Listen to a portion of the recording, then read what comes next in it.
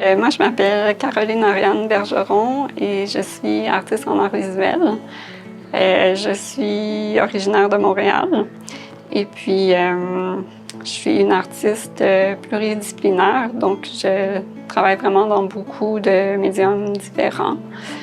Je dirais qu'au cours des dernières années, j'ai fait beaucoup de livres d'artistes et d'art imprimé.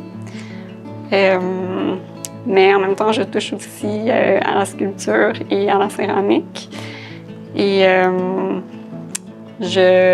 sans nécessairement utiliser beaucoup de textiles dans mon travail, je dirais que j'y fais quand même référence beaucoup, soit de manière conceptuelle ou de manière un peu détournée. Donc, c'est ça, le textile a toujours eu comme une certaine présence dans mon travail, mais peut-être une présence un peu plus discrète. Moi, c'est Annie Toole. Je suis artiste visuelle et en métier d'art. Je suis à la base originaire franco-ontarienne, donc j'ai grandi dans une famille vraiment hybride, bilingue. Puis j'habite au Québec depuis plus de 20 ans, mais c'est vraiment ma relation avec la langue, puis mes langues qui animent beaucoup ma pratique. Puis j'ai été formée en tissage. Puis j'ai découvert, justement, quand j'ai découvert le tissage double, j'ai pu régler un problème linguistique qui était de trouver un modèle pour écrire, justement, la notation, une notation bilingue. Donc, je me suis mis un peu à extrapoler, à inventer, à réfléchir, qui est devenu mon outil. Donc, je travaille beaucoup autour du tissage, mais je vais présenter l'écriture du tissage, le concept du tissage, le geste, le mouvement du tissage. Puis, j'ai aussi le tissage qui va toucher à l'estampe. Donc, je vais imprimer le tissage afin de vraiment comprendre le tissage un peu. Qu'est-ce qu'on saisit lorsqu'on ne comprend pas quelque chose directement, donc avec une langue. Puis, il y a un mélange de toutes les matières, dont la teinture naturelle qui était originellement pour le textile pour moi, puis ensuite ça s'est transféré au papier, fabrication de papier avec le tissage, à partir du tissage. Donc, beaucoup de contact avec la matière de plusieurs manières. Être artiste, c'est avoir beaucoup besoin d'écrire à propos de ce qu'on veut présenter pour rejoindre quelqu'un au-delà de l'écriture. Donc, c'est vraiment d'essayer de rejoindre l'autre avec quelque chose d'abstrait, un sentiment, d'avoir, tu sais, à quoi ressemble l'écriture quand c'est embrouillé, quand on la comprend pas, mais qu'on a encore le rythme, le tempo, l'expression. Il y a la direction de l'écriture. En tissage, on va de gauche à droite, qui est comme le boustrophédon, mais les œuvres en colombin, puis tournées, donc c'est une spirale, ça revient, ça grandit en revenant.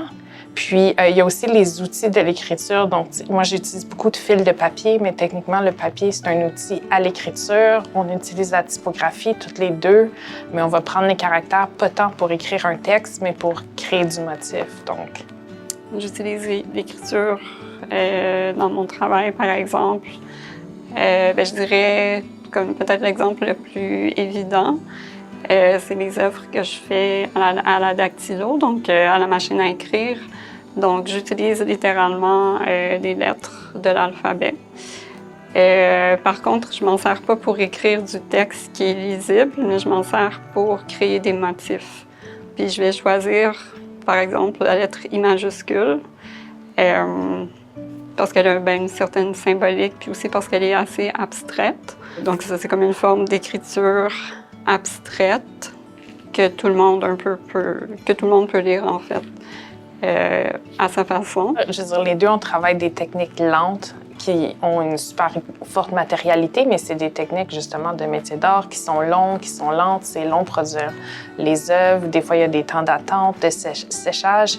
Puis, nous aussi, on s'est rencontrés sur le long terme, puis la sélection des œuvres était justement, tu sais, lente. On s'est dit, bon, on va commencer, on va se montrer des photos d'atelier, tu sais, qu'est-ce qui t'excite en ce moment, sur quoi tu travailles, à quoi tu réfléchis, puis voir, puis comme rebondir là-dessus, puis... Mais c'était tu sais, selon le même tempo que la production de nos œuvres aussi, c'était pas... donc, ça fait depuis probablement janvier l'année passée qu'on est activement en communication constante pour ce projet-ci. Puis même, je pense, pour la contextualisation, comme moi, il y a des œuvres que je fais justement sans censure, puis après ça, mais j'ai pas tendance à penser à les montrer ou je sais pas trop comment ça s'insère. Puis je pense qu'ici, je présente beaucoup de travail en estampe, en textile, mais pas tant les céramiques que je fais toujours puis que je garde au côté. Tu sais, c'est important pour moi de réfléchir avec l'argile, mais c'est pas tant un travail que je mets de l'avant ou qui est sélectionné, on dirait. Puis là, c'est intéressant de les sortir. Puis tu sais, des fois, je suis comme incertaine parce que ça, je pense pas. Puis là, ça donne justement comme pas tant l'audace, mais ça fait du sens de le mettre. Puis ça, je trouve, c'est vraiment un plus auquel j'aurais pas pensé. Puis ça ajoute beaucoup. Oui, c'est ça. En effet, j'ai l'habitude de travailler seule et j'aime beaucoup travailler seule aussi.